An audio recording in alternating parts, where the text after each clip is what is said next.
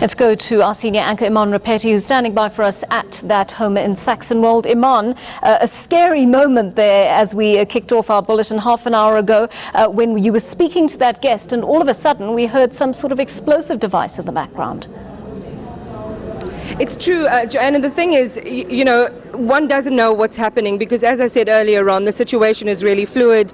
There are these mild sort of altercations between those from the Black First, Land First movement and those who are pro the president stepping down. So there was kind of an elasticity, a moving together and a moving apart managed by the police until that moment we're doing that interview and suddenly there's an explosion and you're not quite sure where it's coming from. What we have learned from one of the eyewitnesses, and I'm actually going to bring him in just now, Imran, you saw what happened, and actually there is a disturbing narration that you shared with us earlier. Won't you please share that with our viewers? Yeah, well, there's a number of concerns I've got, Iman. The first relates to a requirement by the SAPS. But let's first start with what you saw about who threw that stun grenade. Oh, that was certainly from the police. I was standing right on the side of the police officer who was responsible for throwing it. I can even give you the vehicle registration.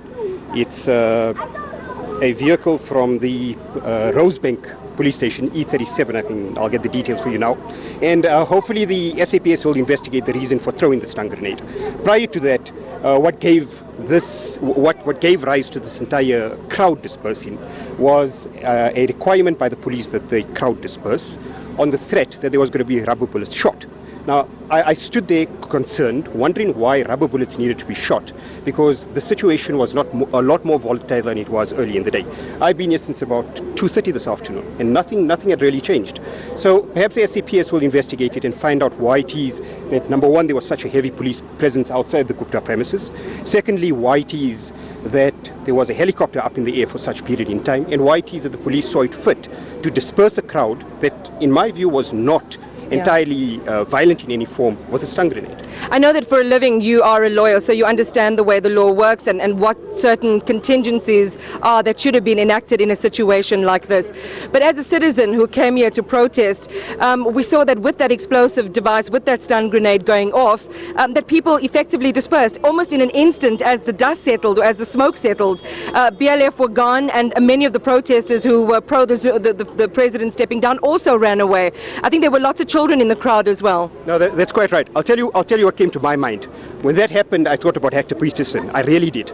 Because before the apartheid police shot in 1976, they gave a warning. Our SAPS in a democracy don't do that. And that concerns me. And it concerns us about the future and the future of our children. Well, you've taken it seriously enough and you're concerned enough because you're going to lay a charge, I understand. I'm going to lay a charge and ask the SAPS to have IPID investigate why it was necessary for stun grenade to be taken, to be thrown. Does this kind of deter or dampen your appetite for marching in the future? Was this the first time you marched today? No, I've done this a few times before. I may look a bit younger than I actually am. So no, this is I've done it before, but it's got to be done, and there's got to be a rolling mass action so that this country needs to change. All right, thanks very much for that. I mean, we'll just give you another sort of 360 view, Joe, of what we're seeing here. And for me, it really is a story of contrast, right? Because earlier today we saw that kind of standoff between those who are very passionately against the president and those who are very passionately for the president and against the calls that we've been hearing from around the country for him to step down. So that's on the one hand. And on the other hand is a street that is now emptied out. When just an hour or so ago, it was there was a fairly sizable crowd, even, albeit small, but in the small area in front of the Gupta compound. So for now, basically what we're left with is the anatomy of protest. Some people, stragglers, some of those stragglers watching to see, I think some of those came after the fact, trying to see what happened earlier on. Some came to us to say that they were watching our broadcast. They heard that stun grenade go off. One gentleman lived not so far away from here, so he came to see what's happening. And then on the ground is just some of the protest placards that were taken down by BLF members and torn, and basically that's what's left on the streets. And people who very firmly tonight say that this has not deterred them from ever protesting again. A family just behind me. Are you happy you came out today? Of course, this is for the future of our children. We brought our children because we're all fighting for our children. Education for our children. Doesn't matter what color we are, black, white, Indian. We fight for education. We fight for a better future. That is what we are about. South Africa is a rainbow nation and we fight for our children's future. That's why we are here today. That's why South Africa is standing up together today to fight for our future.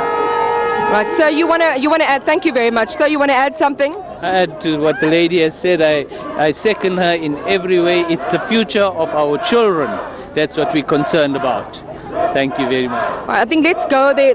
Some of the protesters seem to have found their voice. And they're chanting at the corner of the street there. But that's effectively what this protest looks like tonight, Joanne. I'm not sure whether a new crowd might collect or might converge on this position point outside the Gupta compound. But for now, that's what it looks like. Petty, thanks so much for watching that for us over the course of this afternoon. Certainly the ebb and flow of this little protest outside the Gupta compound in Saxonwold. It'll be interesting to see exactly how that story develops over the course of the evening. Now,